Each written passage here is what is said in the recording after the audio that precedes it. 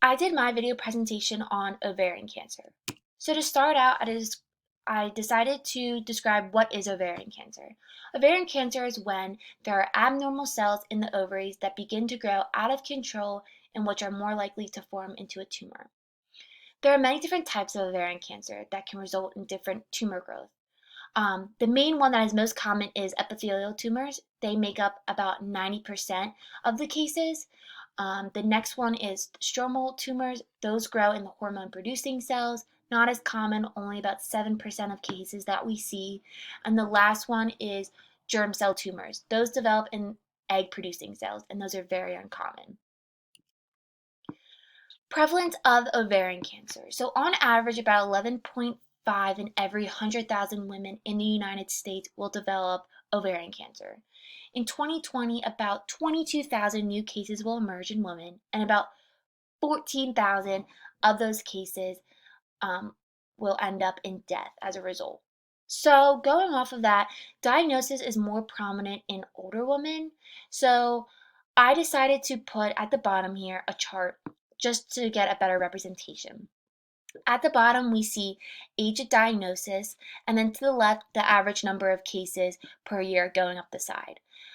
As we can see from ages 19 to 34, there's not a lot of cases per year, about less than 150. However, as we go up, ages 55 to about 84, the cases start to grow uncontrollably, about over 900 cases per year. So again, this is just a better representation just of how prevalent ovarian cancer is in older women. Another thing that I decided to put in was just a picture, two pictures to represent a normal ovary versus a cancerous ovary. So to the left, we see a normal ovary. There is no masses or tumors on it. And then to the right, over here, we see a cancerous ovary. So with a cancerous ovary, there are tumors, but not every woman will have 3 or 4 or 5 tumors. One woman may have a large mass just on one ovary or two, or again, they could have multiple tumors on an ovary or two. With ovarian cancer, this is known to be a cancer that whispers. So, with that being said, symptoms are very hard to pick up, and there's not a lot of early on symptoms. However, some include an increase in urination, so having to go to the bathroom every couple of hours, feeling full quickly, so having a small snack and being full for the rest of the day, or having a meal and then being full for the rest of the day, abnormal bloating, nausea, and changes in a woman's period. So, with that being said, heavy bleeding, not enough bleeding, cramping, headaches, dizziness, anything that's out of the ordinary for that woman is a huge sign. With early on symptoms, there are also just most common symptoms. Some of those include back pain, primarily lower back pain, constipation, heartburn, fatigue, such as just going up and down the stairs, just getting out of bed, not being able to complete their daily exercise, indigestion, and painful intercourse. Again, going off of ovarian cancer being a cancer that whispers, it is very important to try and realize these symptoms so that you can get a control and a handle on the cancer and try to stop it before it gets worse. So risk factors. Risk factors are very important in ovarian cancer. Obesity is one. So with that being said, a BMI again over 30. Age, like we said before, older women are more prominent for developing ovarian cancer. No history of pregnancy is a big one. Family history of ovarian cancer, so genetics, endometriosis, and the use of fertility drugs and hormone therapies. So genetic factors. So genetic factors and mutations is the most significant risk for ovarian cancer. So it's very important to be aware of this. So a fun fact is about 20 to 25% of women who carry a genetic factor mutation will be diagnosed with ovarian cancer. This again doesn't sound like a big number, but it is unfortunately growing. Some mutations of the genes that are linked with ovarian cancer include the BRCA1 and BRCA2, which are also known as the BRCA genes, and HNPCC. So HNPCC is also known as the Lynch syndrome. Just wanted to give a little background about the Lynch syndrome. Lynch syndrome also carries not just ovarian cancer, but it also carries colon cancer as a big one, as well as lung cancer and problems with the heart. So Lynch syndrome is very important to keep your mind on. Again, any woman that carries any of these mutations of the genes, it is very important for any women within their family to be checked if they are also carriers. So a granddaughter, their daughters, a mother, sisters, nieces, cousins, anybody that is within that family that could potentially carry this gene.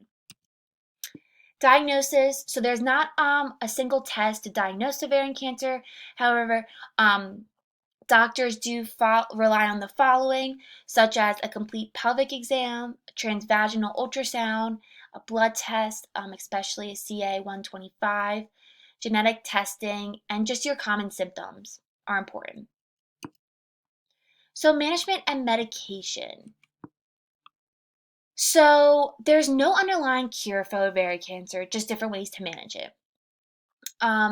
Number one, chemotherapy is a big one.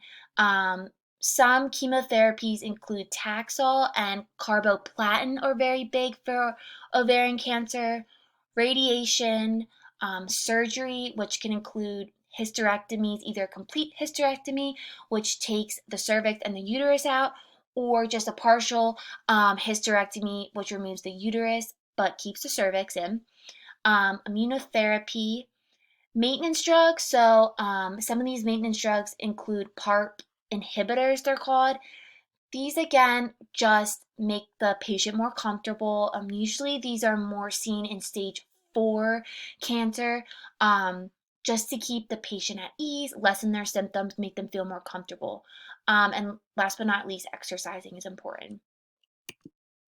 So the benefits of exercising. Some of the benefits of exercising for ovarian cancer include lowering the risk of osteoporosis, improving balance and the risk of falling. This is very big because after chemotherapy or even surgery, after a woman is bed rested, it's very important to get their balance back up to normal. Lessen the symptoms of fatigue. Fatigue, again, is very big for coming off of surgery or chemotherapy. Improving their self-esteem. At this point, a woman that's going through any cancer treatment, their self-esteem is lower, so exercise can definitely help improve that. Lastly, improving blood flow to the rest of the body. This can help lower the risk of potential blood clots in the future. So treatment affecting exercise response. With chemotherapy, again, can affect a woman's body differently. Some of the big ones that could affect exercise may include nausea, fatigue, again, is very important, increase in their blood pressure, increase in their heart rate, weakening the heart muscle, and heart rhythm problems. So being aware, again, of an increase in blood pressure, an increase in the heart rate within your patient during exercise is very important after they are coming off of chemotherapy. So for my case study, I have Miss MM is a healthy, active 47-year-old Caucasian woman. She presented in the ER with what she thought was appendicitis. Some of her symptoms included the low back pain again, bloating, no appetite, and severe right abdominal pain. After a CAT scan was performed by the doctors, they revealed a 9-centimeter mass on her right ovary.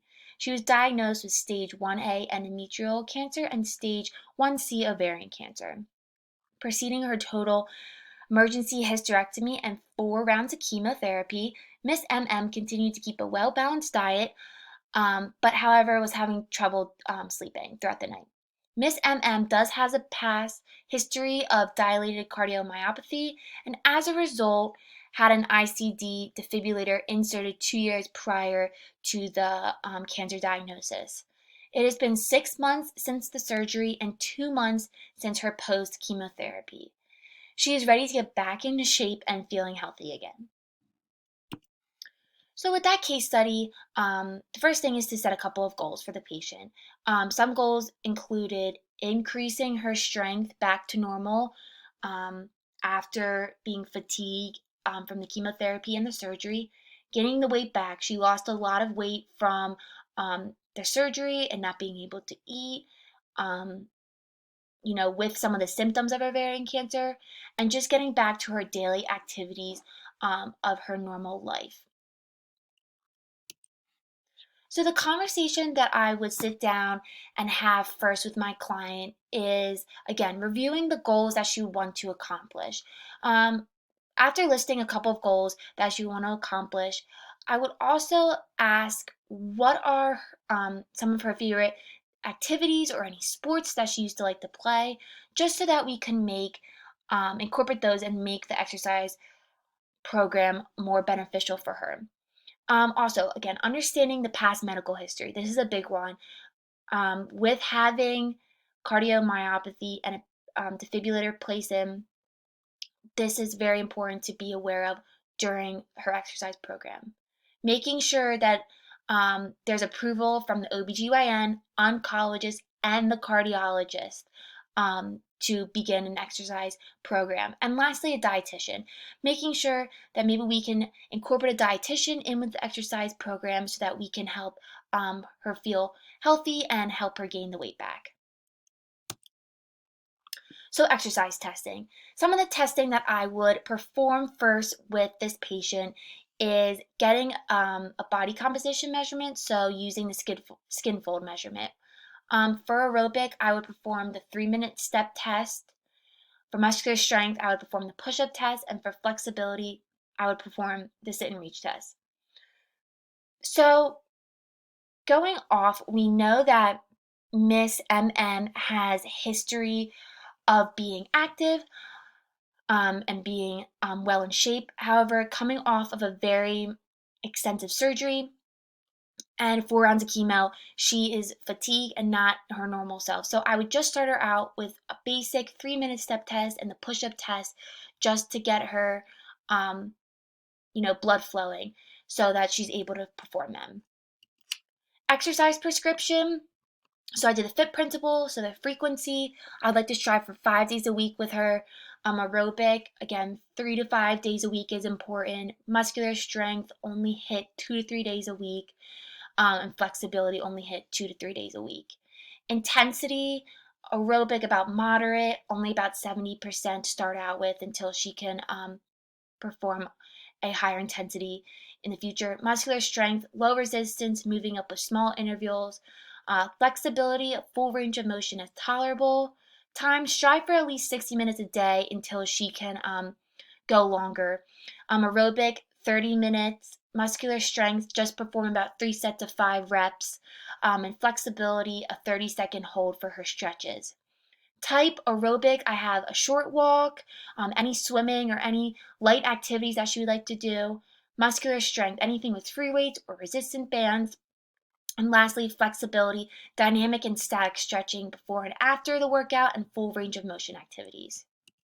Special considerations with this patient. With the chemotherapy, she will have a deprived immune system, so making sure that her white blood count is stable and making sure, again, that's stable by the doctor. Fatigue is very important with chemotherapy and surgery, so be on the lookout with that. And her diet and energy levels, dehydration, dizziness could be off due to her diet, so be aware of that. In conclusion, I just want everyone to just learn the basic symptoms for ovarian cancer, what to look for, get help and treat immediately, learn how important exercises can be for the body, and learn just a new exercise program for another special population for the future. Thank you.